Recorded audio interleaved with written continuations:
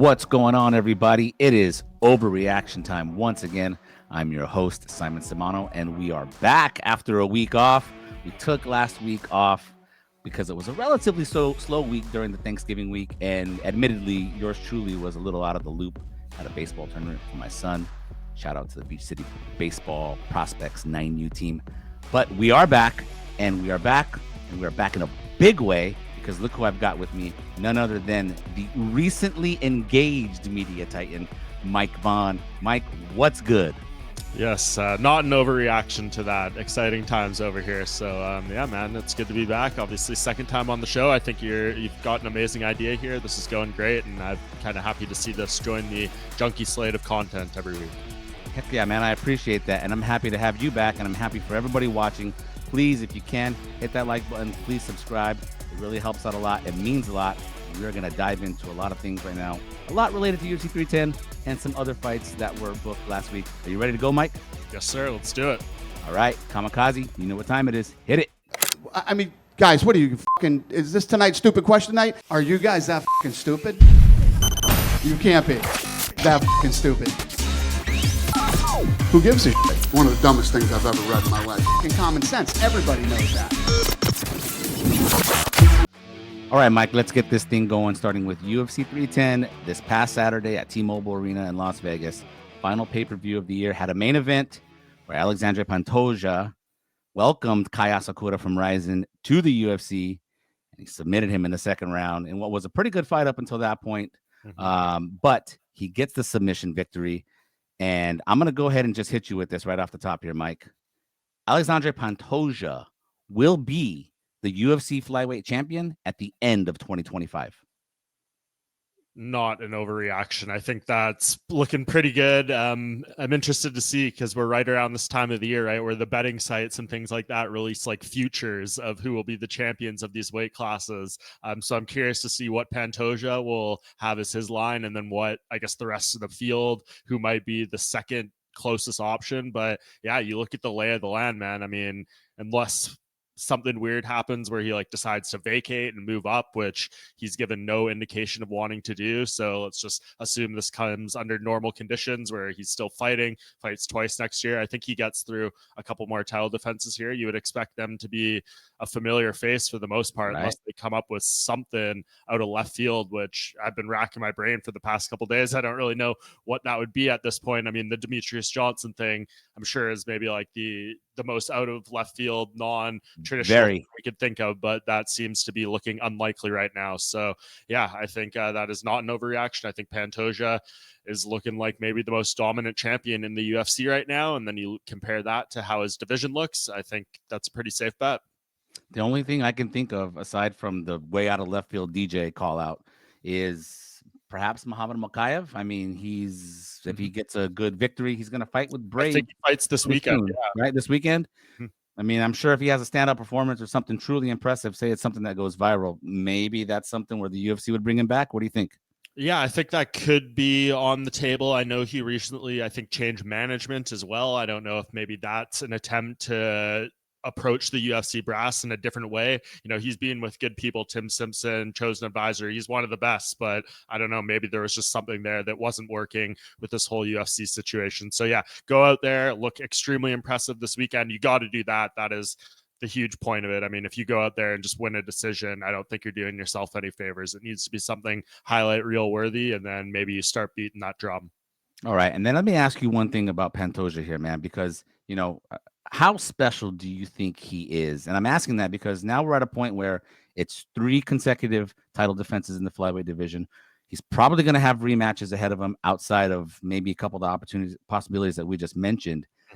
If he gets through this year, the way I say he's going to get through this year, and he's the champion, let's just say it's 3 title defenses and we get to 6. We're not talking about him approaching DJ territory just yet, but if he gets through the year, are we then talking about him approaching DJ territory? A little bit. I've been thinking about this, I guess, a little bit throughout the week and leading up to this. Like, how hard would it be for him to unseat DJ as the flyweight GOAT? I think it's too early to really have those conversations, but statistically speaking, it's getting close if you factor outside of the title fights. I mean, with this win, he tied Demetrius and Joseph Benavidez for most victories in flyweight history. He's tied with Demetrius for the most finishes now in flyweight history and the most submissions. Really, the big discrepancy between their two resumes are the title defenses and then like the finishes and victories in title fights. Demetrius didn't have a ton of finishes during his reign. No. He had some good ones. I mean, the flying armbar, the KO, Benavidez, these are all great highlight reel wins. And I think Pantoja is a little bit lacking. I don't know if he needs to get to those 11 defenses, but if he can get as many finishes in title fights as Demetrius had by like 6 or 7 defenses, then I think that makes up a lot of ground for him. So I'm not completely ruling it out, but he's got a long way to go. And if you look at his age already, 34, like it could be tricky here, because imagine he did get to 11. We're talking about 2039 or 2029, 2040 here, and he's going to be close to 40 years old then. That just feels like a very, very tough thing to do. Yeah, especially in a division with the lighter classes where speed is such a factor. You imagine he's going to lose some of that. But right now, there's no doubt Pantoja looks amazing, and I do expect him to get through. And so do you. Well, I don't know if you expect it, but it's not an overreaction, so we'll see how it plays out in 2025 for Pantoja. All right, dude, we're going to move on to the UFC 310 co-main event where Shavkat Rakhmonov and Ian Garry fought. It was a matchup of undefeated fighters, and after a really entertaining scrap, I thought Rakhmonov came out on top with the unanimous decision that was kind of close, 48-47 times 3. Judges saw it the way I saw it, with those rounds going the way that they did. Good fight. And let me go ahead, though, and hit you with this, Mike. Shavkat Rakhmonov's UFC title reign is up next. Overreaction. Putting you on the spot with that one. Overreaction. I don't know why. I mean, how you feel about him against Belal? I think Belal wins, if you're asking me right now. I mean, I don't know. It's hard to say. Like, this MCL story kind of came out overnight leading into today, where Daniel Cormier revealed he apparently had that coming in. Are we even going to get that fight next now? I mean, is this something that needs surgery? Is Shavkat going to be out for 7 months or 8 months? I don't think Belal wants to wait that long. So I'm curious then. He said at his post-fight press conference, April or May. So I assume maybe that's not on the menu. Maybe it's something that can just be rehabilitated. But yeah, putting that aside, if we're judging off this performance, I like Belal's chances more so now than I did coming into this fight without having seen it. And I'm sure he feels the same way with 25 minutes of tape to go off, all that stuff. But if it is the knee and he was, at suboptimal performance in there and still did that, then that is maybe scary for Belal. But man, you saw a lot of people picking Belal to win when it was supposed to be him and Shavkat. I think that sentiment just only got stronger there. So of course Shavkat can win. That's going to be a compelling fight, all that stuff. He's a completely different style from Ian Garry as Belal Muhammad. So I wouldn't rule it out, but man, I think I'm going to give Belal some respect here. Okay, I'm going to tell you why I view it the way I view it here. And I know the conventional wisdom here is the way he looked in this fight, and there's more tape, and he looked human, is sort of the takeaway coming out of this one after going 5 rounds, going the distance. He hadn't gone distance before in 18 fights before this. My whole thing is I feel like being tested the way he's tested just before a title fight is exactly what some guys need. And I think it's exactly what Shavkat needs. I mean, to not have that many challenges before a title fight and then face a guy who's high level like Belal, I just feel like that only makes him better. That's where I'm coming from here. Totally agree. I know I got a little bit of shit from some fans for putting like my takeaways column after UFC 310. I think the headline was something like, did Shavkat Rakhmonov lose some aura coming into a fight with Belal Muhammad? And I ultimately wrote in there that from like my perspective, no, he didn't. He gained more check marks, and knowing 5 rounds, cardio, overcomes adversity with the 5th round, all these things that were positive signs and unknowns. So for me, like, it enhanced him. But in Belal Muhammad's eyes, I think he maybe did lose a little bit of that aura, because all of those mysteries that you were maybe wondering about, or the unknowns, a lot of them got answered, and you have things to pick apart. So there's a lot of different ways. Like, of course, you can't promote him as the unbeatable killer with 100% finish rate, et cetera, et cetera. Right. you lose some edge there. But in terms of like proving himself as a very complete, skilled mixed martial artist, that was a big tick in Shavkat's favor and a great experience for him going into a title fight. So yeah, I think like on the fan promotional side, maybe a little bit lost, but on the fighter side, definitely something gained. All right. Okay. So let's stick with the co-main event here one more time for something else I want to hit you with, because I really enjoyed the fight between Shavkat and Ian Machado Garry. I thought it was high level. I thought it was entertaining. And I came away thinking this, Mike, that Shavkat and Ian Machado Garry, they will meet again for the UFC welterweight title. We'll have a rematch down the line between these two guys, and it will be for gold. Yeah, I will say not an overreaction because they do look good, but man, this welterweight division is so good. All this next crop of guys coming through, like I think they'll both be there, but maybe there's just a situation where it's fresh enough matchups, or one of them holds the belt and the other one isn't there at the right timing and then loses it. I think it's in play, but I think it'll take a little road work to get there, just because this division is so slow moving and deep and everything. Hopefully this next generation of guys are more active in like allowing turnover and defending the belt where it could happen. But yeah, I'll say optimistically not an overreaction, but I don't think it'll be like something that happens super soon. I think where we've been stuck with the division for a little while is with guys like Leon, Kamaru Usman, Colby, obviously, Gilbert Burns. And we've got this next crop with Buckley, who's fighting Colby this weekend. Machado Garry, obviously, Jack Della, Sean Brady. Yeah, I mean, I feel pretty good about these two guys meeting. I mean, it's going to be some fun scraps in the next couple of years, but what I saw from Machado Garry, I loved his message. I loved his takeaway coming out of the fight afterwards. Like, he didn't feel like he lost. And I don't think he meant that in the sense that he didn't feel like he lost the fight. I think he knows he lost the fight. It wasn't that, but he took Shavkat like to the edge. You know, he took him to the brink. And I think he just comes away from this fight stronger, better. And I expect after a couple more wins, I think he and Shavkat meet. I think it happens probably within the next 18 months. Okay. That's what I think. Yeah, I think it's definitely possible if all the cards align and everything. We'll just have to see, I guess, how it all unfolds. But it's hard for me to say that, I guess, if I'm already picking Bilal Muhammad to beat Shavkat. You are already picking Bilal, so I don't know how it happens for that. We'll see. I got you, man. I got you. All right. We're going to move away from UFC 310. We had some big bookings this past week. All right. So let's start UFC 311. It has a main event between Islam Makhachev and Arman Tsarukyan, which is a rematch from about 5 years ago. Correct me if I'm wrong, Mike. 6 years ago. It's been a while. Yeah. And on the co-main event of that UFC 311 event here in LA is Merab Dvalishvili against Umar Nurmagomedov. Two very intriguing fights. Okay, they are. Before I give you this, I'm just letting you know I think they're both intriguing. But what I'm telling you though, Mike, is Merab and Umar definitely should be the main event over Islam and Arman. Overreaction. Come on. Hey, Islam, I mean, people, you know what I think of Islam Makhachev. He's my guy that I kind of tout as the number one pound for pound. I think he's incredible. Yeah, he's just the guy. He's the more long reigning champion here. It's the higher weight class. I do think, you know, people can say what they want. Look at Islam's social media followings. You can make an argument sitting here that Islam Makhachev is the number one draw in the UFC. Conor McGregor. You think so? Really? I think you could make that argument, I think, like globally. If you look at what his numbers do, if you look at his social media followers, the engagement he gets, like there is a case to be made there. I don't know if that's like a hill I would die on, but top three for sure. You could make the case number one. So yeah, it's hard for me to say Merab, who has a style that is very unappealing to a lot of fans. I know he got like a lot of clout off the Sean O'Malley winning the title and the Sphere, all that stuff. But yeah, to me, it's hard for me to overlook Islam. And then Arman is freaking amazing too. Like he is a very, very rightful challenger. So yeah, to me, that's the one, but I can sense it. You know, the Nurmagomedov name is the name, dude. I'll say this too.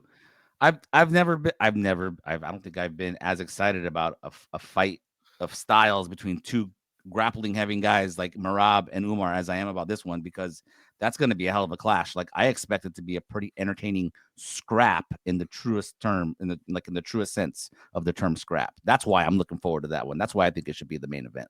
Yeah, they're both great fights. I mean, we're blessed with this one. This is one of the best 1-2 title fight punches the UFC's done in quite a while, in my opinion. So yeah, these guys are all very, very high level.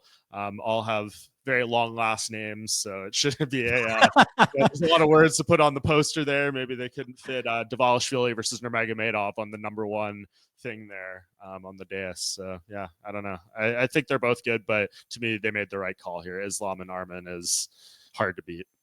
Thank you for reminding me that I'm probably going to be the guy on play-by-play that night, and I will be writing all those names over and over again. Appreciate that, man. Well, I know. Yeah, these are for those who don't know, these are the kinds of things that we dread going into a fight night, right? Is who's on the event, and am I on play-by-play? And if I'm on play-by-play, what am I having to spell all night? Yeah, you can only copy and paste one name at a time. People don't recognize those. Okay, I'm gonna stick with the Umar Merab fight. Okay. Mm-hmm.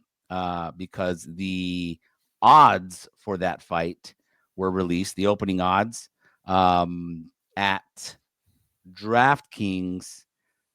Umar opened as a minus 198 betting favorite, and Merab was a plus 164 underdog, Mike. And all I'm going to say about that is that it's nuts that Umar is favored over Merab. Not an overreaction. I don't know. I'm very high on Umar, being someone who's kind of seen this from him from a while. I remember asking, I think it was 2 years ago in New Jersey, when they did the card there, and it was headlined by, I think, that was the Sean O'Malley. Or no, that was the Aljo versus Henry Cejudo title fight that they had there. And I remember asking Dana White about Umar at the press conference then, and he had only had like 4 fights in the UFC. And he's like, no one wants to fight this guy. He's very difficult to match up. We can't do this. We can't do that. So I think we all know the talent there. And you could say whatever you want about this title shot. It's a similar title shot to what Islam Makhachev got and what Khabib Nurmagomedov got, where they only had the one top 10 win and had some inactivity in the years before. And it's because no one wants to fight these guys. People like UFC is struggling to match them up, and you say, oh, he's getting the title shot with one top 15 win. Well, multiple top 15 guys turned him down, so there's not much more he could do about that. I think he's rightfully the favorite here. I think he's just the same as Merab and a little better everywhere. Oh, well, just so you know, I said nuts in a negative way, so you think I'm overreacting, but I think it's nuts that the sitting champion is not favored here. I mean, I understand why everyone's high on Umar, but I'm just not going to ignore Merab's resume. I mean, he's just more proven. He's just more proven, period. And I mean, with that gas tank and that cardio, I know Umar can match him. That's why I'm so intrigued by this fight. Like, it's going to be freaking awesome. But, you got to show some respect to the guy who's got the resume and the credentials. I want to see it from Umar. I know he had a great performance against Corey Sandhagen, and he showed a lot in that last fight, but that's all he's got right now. If he beats Merab, I will be a complete believer in Umar at that point. Like, I'm all in. But Merab, to me, I'm not going to show that guy, put some respect on that guy's name, man. He could be the champion for a while if he gets by Umar here. Yeah, it's not like he's like a plus 400 underdog or something, though. It's pretty slight. So 2-1. 2-1 is still 2-1 underdog. 2-1 favorite, at least, is what Umar is. I guess we'll see how the line shifts in the next month. Could shift a lot. We'll see what the bettors think about that, but I don't know. I just think it's nuts. I wish the odds makers would show Merab a little more respect. Yeah, so. I mean, that's what the odds are there, right? It's kind of based off your feelings on how good someone is in a given matchup, and I think that just goes to show how incredible people think Umar is. But Merab, obviously not to be disrespected. He's been on an incredible run, so we'll see what he can do here. But the build-up has certainly been interesting already, and I don't know, maybe Umar has a mental advantage here as well. Yeah, well, yeah, that'll be interesting. I can't wait for UFC 311. Yeah. All right. We're going to talk now about UFC 312, which got a main event rematch between Sean Strickland and Dricus du Plessis for the middleweight title. Of course, we saw them fight, I guess at this point, it would have been a year ago. They're 13 months apart. But we're getting that rematch. And here's what I'm telling you here, Mike, is that Sean Strickland getting the UFC middleweight title shot over Khamzat Chimaev is bull. I'm going to say overreaction just because the UFC and Dana White went on record multiple times saying Sean Strickland was the guy, and they told him, if you take this fight against They veered away from their plans. I know they have. They have. Come on, they've done that many times. I know, but I'm saying this because like I don't want this to become a constant thing where guys are promised the title shot and then it's like taken away. Like he did what he was supposed to do, but yeah, I mean, we talked about this the first time I was on the show, right? I'm a little surprised this got made. They did not want Sean Strickland fighting in Australia. In Australia, yes. Tell us more, please. Yeah, I mean, I think this was almost a last resort option, right? Like you looked at who else was available, the lay of the land. I think they wanted Dricus there. It's very weird. Khamzat is doing like a Australia media tour the week of this fight, and he has his Sydney stop the day of this event. So that is weird. That was booked. Like he announced that like a month ago. So I think that was a sign he was never fighting on this card. So yeah, I wish we had got a clearer answer from Dana White about why they went this direction, if it was because Khamzat wasn't available or whatever it may be. But yes, this was a close fight that happened right here in Toronto the first time with Dricus and Sean. I don't think it's like a completely egregious bit of matchmaking, but definitely Sean Strickland, the benefactor of some, I don't know, privilege here, if you want to call it. White privilege? Perhaps. I don't know. Like it is definitely weird when you look at how things unfolded, right? Like what Whitaker did and fighting certain guys, and then Khamzat beating him, and Sean just having the one fight against Costa, who hasn't looked great since then. So it's a bit of a mess here, but yeah, they gave their word to Sean. They told him, if you step up and do this fight, I believe in Anaheim, like you're going to be the guy. So I guess fair play for the UFC doing right by their fighters in this situation, which I know they don't always do. I guess fair play, but you know, Chimaev, Khamzat dismantling Rob the way that he did. There was ever one performance where a guy deserved a title shot next in his very next. Well, he might still get it in his very next fight anyway. But see, that's I guess the element here. Khamzat, yes, he's gonna get the next. He's gonna get the title shot, the winner here. I guess that's fine. It's just my issue really is going to be with Strickland getting a rematch off of a split decision win. You know, that fight last year.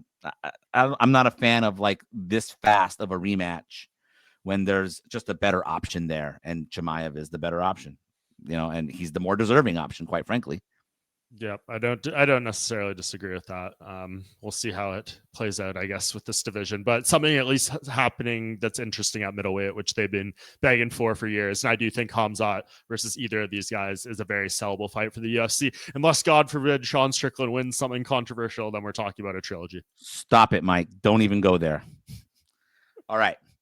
We're going to move on to another topic here, Mike. We're going to talk about Petr Yan, who, since coming out of his fight at UFC Macau, where he had an impressive performance against Deiveson Figueiredo, if you watched the episode of Overreaction Time coming out of that event, I said it wouldn't have been crazy if Petr Yan got the title shot coming out off of that performance. Now, we know, as we talked about, that the next title shot at the bantamweight division is going to be between Merab and Umar. So, seems with that in place, Petr Yan has shifted his attention to a rematch with Sean O'Malley, which I will tell you, Mike, that a Sean O'Malley-Petr Yan rematch is a great idea. Yeah, not an overreaction. That's definitely the fight to make if you look at the lay of the land in this division now and just how everything's shaking out. You know, I know Corey Sandhagen wants to fight both of these guys, but just the way things are aligning here, he might be the odd man left out of the top tier rotation. So yeah, I think that's the way to go. As long as it's 5 rounds, I need this to have no controversy this time. Of course, it's still kid with 5, but last time was just, it felt like the fight was just getting going almost between those two at the end of 15 minutes. So make it a pay-per-view co-main event, a fight night headliner if they feel comfortable enough to send Sean O'Malley off pay-per-view. I see that as unlikely, but yeah, right. This absolutely feels like the right fight to make here. The only thing I would say, I guess, for both these guys is if they offer it anytime soon, I'm not signing a contract for that before January 18th when this fight happens, just because maybe someone falls out and they need you as a backup, or again, if the winner wins quickly and wants to turn around, you know, obviously Merab has expressed interest in a rematch with O'Malley. Umar and his team have already said that they would give him the title shot coming off a loss right away. So yeah, if I'm O'Malley, I'm just sitting tight for the next 5 weeks or so here. And then if UFC presents that fight, and of course, Umar is going to take some time for Ramadan. Merab is probably going to want an actual layoff here after making a pretty quick turn for his first defense. Then you go forward with a different fight if you're O'Malley. But yeah, for this next 5 weeks until this title fight plays out, I'm chilling. But if the division proceeds as it normally should, this is the right fight to make. Yeah, and here's the thing: assuming it does, everything goes to form, and we get to this title fight between Merab and Umar at 311, there's going to be some time off for Merab. There's going to be this and that. I'm saying here, and I know he may have I get this is what throws a wrench in everything, is the fact that Umar would be willing to give a title shot to O'Malley coming off the loss. Because to me, if I'm O'Malley, like you mentioned, controversy from the first fight between O'Malley and Petr Yan. I mean, I don't know about you, but I scored that fight for Petr Yan. I think a lot of people scored that fight for Petr Yan. And is that not the fight that you would want? If you don't get the title shot, that has to be, you would want this rematch if you're Sean O'Malley to prove some doubters wrong. Would you not? I think so. And you'll get a title shot if you win that fight, Yeah, of course. I mean, from a sporting side, for sure. I would never be campaigning to fight Petr Yan because he's absolutely terrifying and one of the best fighters in MMA. So on that side of it, I'm ooh, I already dealt with that business. That's one of those ones. If I'm the fighter, you get the win and you just hold on to that one as long as you possibly can. Right. Feather in the cap. And I think Yan's so good, he could easily dominate O'Malley in a rematch, potentially, if he's got everything going. So if you're Sean, I would be a little worried about that, but I know he's not scared of anyone. He's a true fighter, et cetera, et cetera. So that is the right fight to make career-wise, everything you said there, proving people wrong and just leaving no doubt that you should get a title shot. All right. Well, we'll see how that plays out. I'd love to see that rematch, though, but we'll see what's in the cards in the bantamweight division. As we know, it's a stacked division. There's a lot of possibilities there. All right, man. We're going to close out the show with one more topic here, Mike. Looking ahead to this Saturday, UFC Tampa. I'm not even going to try to say what UFC fight night number it is, or I lose track of UFC on ESPN 63, baby. Thank you, man. I lose track of what's named what, but I'm just going to call it UFC Tampa because that's what it is, and it's going to be a main event between Colby Covington and Joaquin Buckley. Now, Colby Covington's coming back for the first time in a year. He hasn't fought since last December when he had his freaking third title shot or whatever it was. But he's coming back. It's been a while since we've seen him. Joaquin Buckley on the rise since he went down from middleweight to welterweight. So here's what I got for you, Mike. Joaquin Buckley won't just beat Colby Covington. He'll knock him out. Overreaction. You're taking the safe route here, dude. I mean, I just feel like I've said not an overreaction multiple times here, so I wanted to try to make it a little bit balanced. But I mean, I'll say this, if Buckley's winning, probably a good chance it's by a TKO stoppage. I don't know if he knocks him clean out, whatever, but yeah, that seems like his most likely path to a win. So I like that kind of where your mindset's at. Colby, for better or worse, you could say what you want about him. He has shown to be a durable guy out there. He can take some damage and things like that. So I could see him hanging tough, but I really have no idea what to think of this fight. Credit once again, clap to Colby Covington. You're surprised it's happening, just as surprised as I am. Credit to him. He did the thing we all criticized him for not doing, whether everyone who has kind of questioned his approach to his career is proven right, saying he can't beat a relevant guy in his prime who is not the champion as a contender. You'll get validation if he gets creamed. And if he goes out there and he beats Buckley and especially does it dominantly, man, we're all going to want to put our earmuffs on because everything he's going to say after that's going to be a lot to handle. And I'm just waiting for the media day on Wednesday to see what he says about Ian Garry, to say what he says about Shavkat, all this stuff. But yeah, we'll see. I think if Colby win or lose, we'll see if they do the Ian Garry fight. But yeah, if he gets knocked out there, I wonder what his fighting future will be. This is a super compelling fight to me. Well, I'm saying, dude, he can talk about shit cat, as he likes to call him, or whatever the hell he calls Ian Machado Garry. Don't know the nickname. He can talk about those guys at media day on Wednesday, but dude, better focus on Joaquin Buckley because since he came down from middleweight, he's been a force in the welterweight division. And that knockout of Stephen Thompson in his last fight, which was just a couple months ago, was no damn joke, dude. And that power, again, with Colby being not very active, like he's only fought once a year since freaking 2020, 2021, 2022, 2023, one fight each year. That chin is, can his chin hold up if he were to take a power shot from Buckley? That's the big X factor. I don't think he can. Yeah, you, man. Yeah, he hasn't faced a hitter like that to this degree in a while, in my opinion. So we'll see. Of course, Leon Edwards knockout capable, but that's not his MO, so to speak. Like Buckley, who, in fairness, has been more grappling heavy at welterweight. But yeah, this is a great main event to close the year. Colby Covington is as polarizing as it gets, but to see him step into the spot, very intriguing to me, and I'm really curious to see how this sets the table for the welterweight division going in, and yeah, just closes out our year of UFC. We'll have consumed more than 500 fights by the time this ends. So my goodness, look at that. All right, well, we will have coverage all week on MMA Junkie. Danny Segura will be in Tampa for us with everything you need, guys, so please check the website out this week. But the time for overreaction has come to an end. Mike, I appreciate you for joining the show, man. I appreciate you having you back for a second time. Yeah, thank you so much. Glad to be here and hope to do it many, many more times in 2025. Absolutely, dude. We definitely will. And for everybody who's tuned in this long, I appreciate you very much. And we will see you next time on Overreaction Time. So long. MMA Junkie AI.